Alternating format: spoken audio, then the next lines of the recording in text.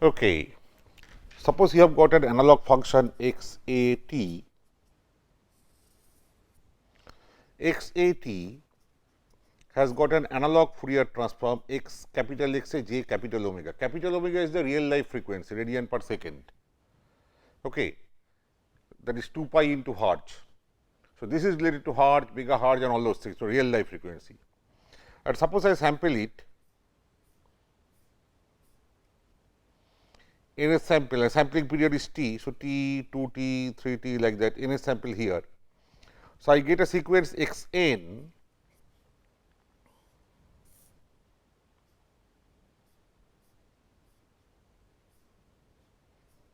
this is the nth, this is the first, where x n is the nth sample is this much, that is analog function at this much point of time. And we have seen x n has got discrete time Fourier transform this, fine. But what is the relation between this and this? Because DTFT we have created, we produced an eigen sequence in time domain, calculated the system output, that was eigen function, eigen, that was this DTFT times the original eigen sequence, and thereby the DTFT was discussed and inverse DTFT and all those things, right. But this has been created by us for a sequence.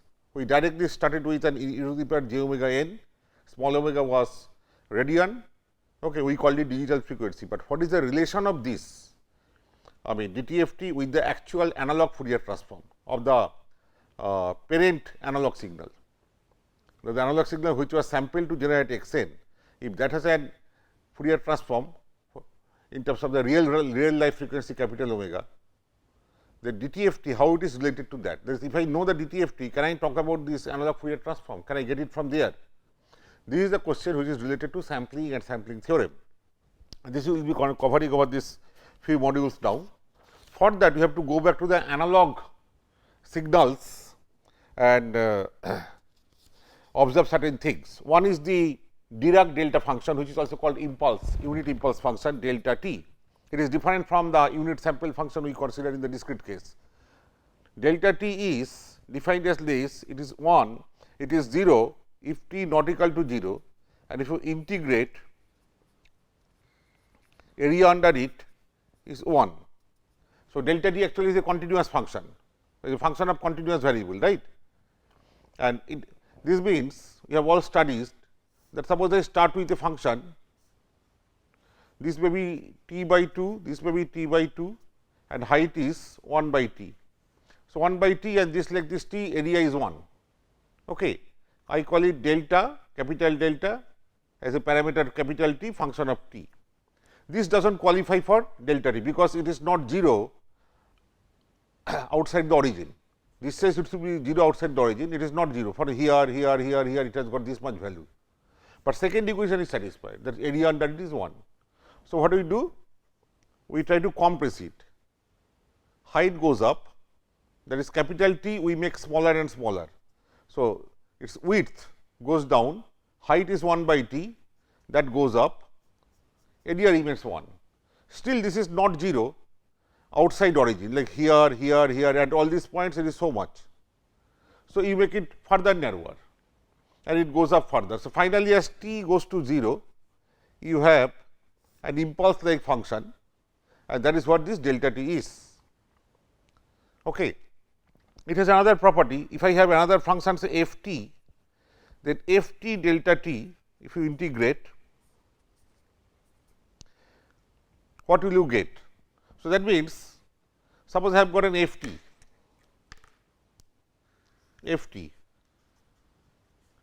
and you have got this function.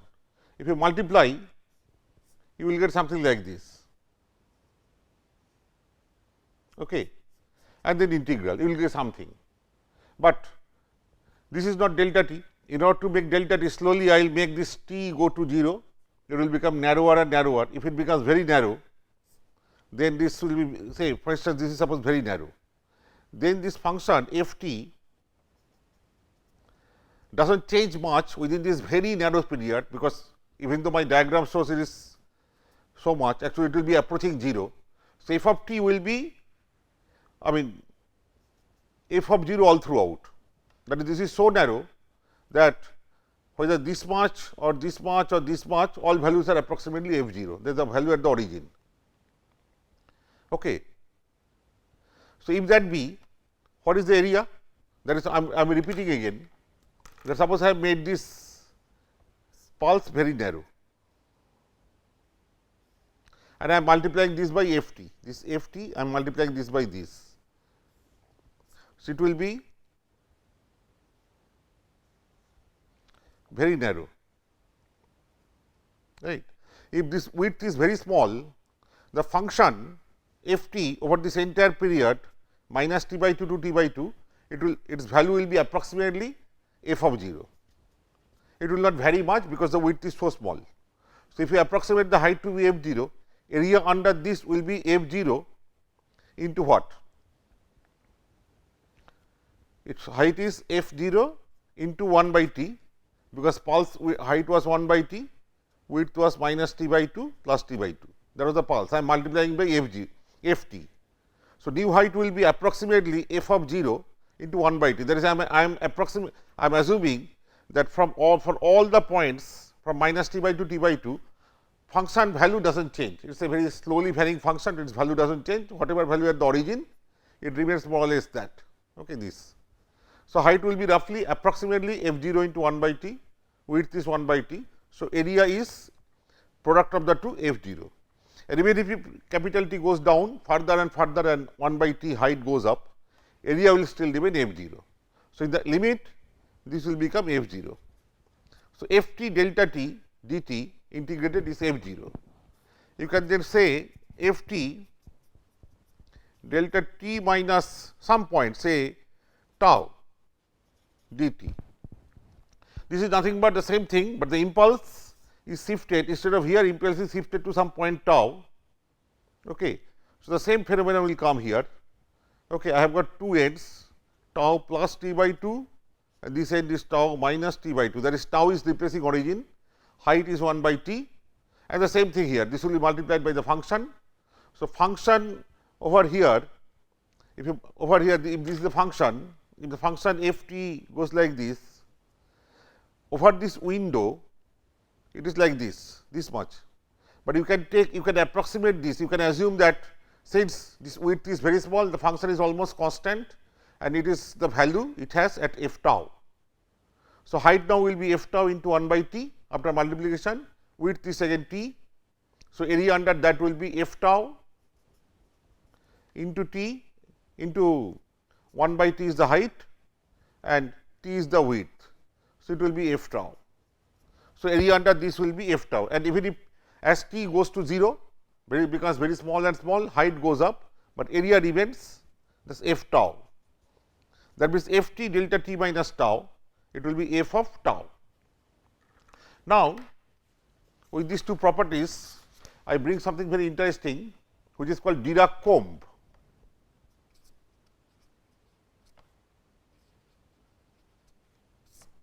Suppose I have got a periodic train of impulses.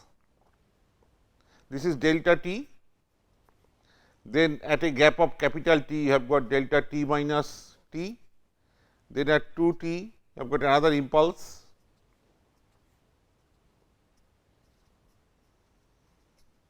dot dot dot dot on this side also delta t plus capital T and minus t minus 2 t dot dot dot dot. So, it is a periodic function, right, and period is t. Mathematically, you can write as though it is a superimposition of impulses delta t minus say n into t, n can be 0, 1, 2, minus 1, minus 2, so n is minus infinity to infinity. Let me call it S t. Okay. Now, you see S t, what is its? So, this is a periodic function, right. So, any periodic function and its period is from say minus t by 2 to t by 2, this much, period is capital T. Any periodic function can be represented in terms of Fourier series of this form. S t, this is from ordinary Fourier series knowledge. So, this you should be able to know, otherwise just go back to Fourier series and read it a little. S t will be summation of this complex sinusoids, where the basic frequency called fundamental frequency, sorry, this is capital omega naught. Capital omega naught is 2 pi by t, okay, and n times, so nth harmonic, n times this into time. So, it is a complex sinusoid, a function of time, it is a function of time, it is a complex sinusoid, it has got cosine component, sine component. If n is 1, it has a frequency omega 0 radian per second, we call it fundamental frequency. Otherwise, if n is 2, second harmonic, n is 3, third harmonic, like that, n is -1, -2, that is also possible. When you write it in terms of cos and sine, then n will take only 0, 1, 2. Okay. But this is a more general form. For any periodic function, not only this, for any periodic function of period capital T, you can write in a Fourier series form like this, where C n is the nth Fourier coefficient, nth Fourier series coefficient. That is the amplitude part associated with the nth harmonic. Okay, nth harmonic has this form, n into capital omega naught is the frequency. Okay. So, to the power j n into capital omega naught into t, corresponding coefficient is C n, is a superimposition of such coefficients. But these are discrete coefficients, because either C 0 or C 1 or C 2, there is either e to the power j omega 0 t, or e to the power j twice that, twice omega 0 t, or e to the power j thrice omega 0 t, so on and so forth, or minus 1 into omega 0 t, so on and so forth. So, some discrete frequencies, omega naught, twice omega naught, minus twice omega naught, minus 3 omega naught, plus 3 omega naught, like they are present. And in that case, C n, nth coefficient is given by this integral. This is there in the basics of Fourier series, everybody knows, and in case you have forgotten, you can just see the thing. You multiply S t by the nth harmonic with a minus sign and integrate over a period, you get C n, this is a formula. Now, this is a periodic function. For this periodic function, S t will be this. Now, from minus t by 2 to t by 2, if I integrate, I have only one impulse, others are not coming. So, which means it will turn out to be just this function e to the power minus j n omega naught t into 1 delta t only, other fellows are not present, because the range is from minus t by 2 to t by 2. And we have already seen a function f t times delta t integral, you can now integrate from minus n to infinity, you will get the same result, because delta t is outside, except for origin, you have the same, it has the value 0. So, if you now integrate, it will be value of the function at t equal to 0, but value of the function at t equal to 0 is e to the power 0, which is 1. Okay. So, this integral will give me nothing but 1. So, C n is 1 by t, which means, and this is independent of n. So, for every harmonic and fundamental, C n is common, it is 1 by t, which means S t is 1 by t this n into omega naught nth harmonic t. So, this is one important result, that this kind of S t periodic function is given by this. Okay.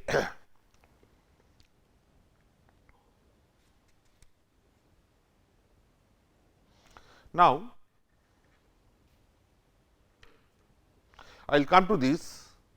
This function actually is called a Dirac comb. It is like a comb, and if you take its Fourier transform, not Fourier series, it will be another comb. I am coming to that. Okay. But before that, this result. Now, why I am so bothered about doing all this is the following, that suppose I have this one analog function, I have one analog function, say x a t, and I multiplied this by this S t. Okay. So, that basically means I had one x a t and I have got this impulses dot dot dot. If I multiply, I will get one impulse, but its height will be x a 0, then another impulse x a 1, like that. That is, if you integrate this, you will get x a 0. Area under that will not be 1, will be x a 0, so x a 1, we say strength. That is, if you integrate this delta x a, you will not get 1, you will get x a 0, x a minus t, x a t, like that. If you multiply these two, this into this, you will get this. So, this is the function suppose I got. Okay. I am just multiplying for fun. Then on this product function, suppose I want to take its analog Fourier transform.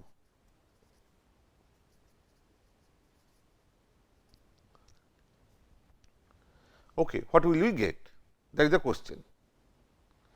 So, that means we have to carry out this integral x a t s t dt minus, sorry, e to the power minus j. We have to find out this at a capital frequency capital omega. Okay. We have to find out the Fourier transform of this at a analog frequency capital omega. So, you carry out this integral. Now, x s t, instead of this form, I can write it by this form also. So, this I bring inside this form. So, 1 by t, there is a summation inside. Okay. X a s t I am writing. So, x a t as it is, s t will be this, 1 by t has gone out, e to the power j n, some capital omega naught t, where omega naught, as I told you, is the fundamental frequency for this, that is 2 pi by t. T is the period, sampling period. T is where this Dirac, this impulse train is periodic over a period t. Okay, that capital T I am taking, all right, and from that I derive the fundamental frequency capital omega naught. That capital omega naught came here, n times that was the nth harmonic, a summation over all the harmonics, 1 by t outside.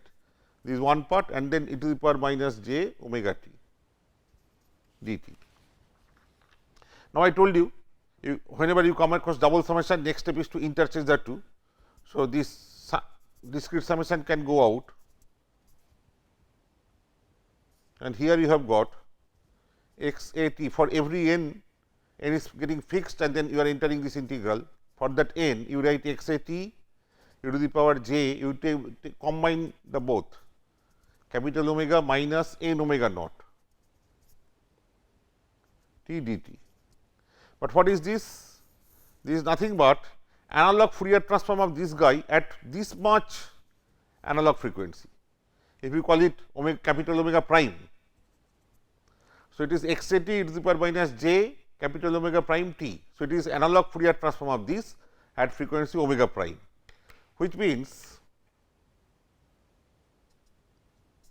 this is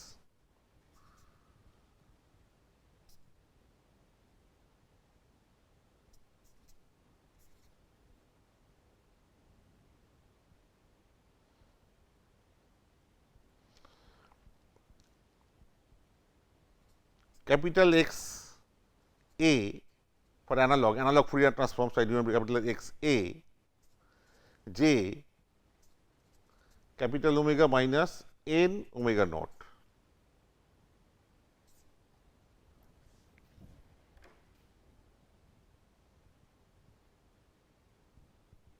Okay.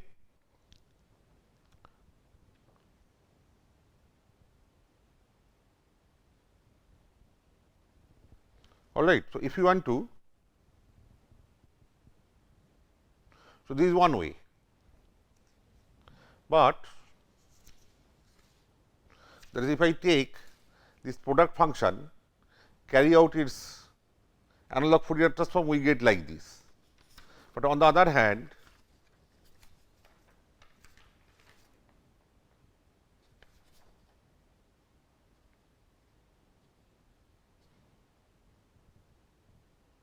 On the other hand, if I use the other form, what is that? If I use this form here instead of the other form, what do I get?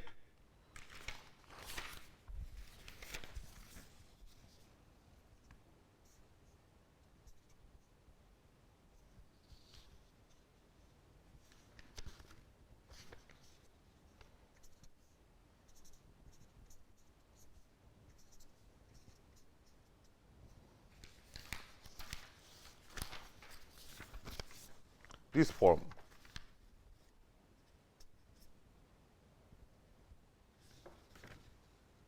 All right, e to the power minus j omega t dt. Again, I interchange the two summations. This goes outside, this is inside. What you have is x a t e to the power minus j omega t, this part, this into delta t minus something. Now, remember I just a while ago I considered this some function f t into delta t minus tau. If you integrate, it becomes f of tau. All right. So, that means this is nothing but this function at n t.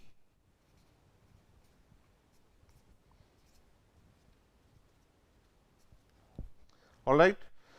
Now, what is this x a n t? That is this function at n into t, this point. This is what I say nth sample x n, is not it? X a, I mean how I constructed them. If this is an analog function x a t, okay, x a t, you take one sample, then at t another sample. Okay. Nth sample that occurs actually at time point n into capital T, that is x a small t, if it is n into t, then this value I may call it x n, nth sample. When I draw a sequence of them, this is the same fellow x 1, 1, sorry x 0, 1, 2 dot dot dot dot n. So, this x n is here and x n is here, but they are same. Here at this axis was time. So, at n into capital T point time, whatever is the value, that is this, and that I rewrite here, but as a function of index n only, nth sample, but they are same. So, that means this is nothing but x n and capital omega t radian per second into second is a digital frequency, only radian, you call it omega. So, I are left with to the power minus j omega n, which is dt f t. All right. So, that means we get a fantastic thing that if we multiply such an x a t by a train of impulses, okay, it is a periodic train of impulses with period capital T, then take Fourier transform of it, analog Fourier transform at analog frequency capital omega. What you get is nothing but dt f t of the sample train sequence at a digital frequency small omega, where capital omega and small omega are related by this. That comes from this approach. We have carried out the integral twice, but once we replaced S t by this formula, and here I replace S t by what is given, that is impulses. So, by this approach, what I found out is that if you take x a t multiplied by this impulse train, okay, and then resulting function, the product function, if you take Fourier transform, analog Fourier transform at frequency capital omega, analog frequency, what you get is nothing but discrete time Fourier transform of these samples. If you put these samples one after another, you get a sequence, discrete time Fourier transform of that at small omega, where small omega is related to your capital omega by this. That is the dt f t. but this is from the other approach equal to this one, which means I can equate the two.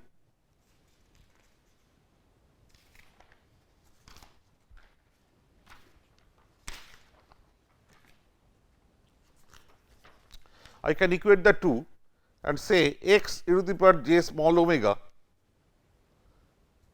from one approach, it is same as, that is the, what is this? This is DTFT. DTFT of what? If you take these samples, form a sequence like this 0th, first, no time here, all index values only.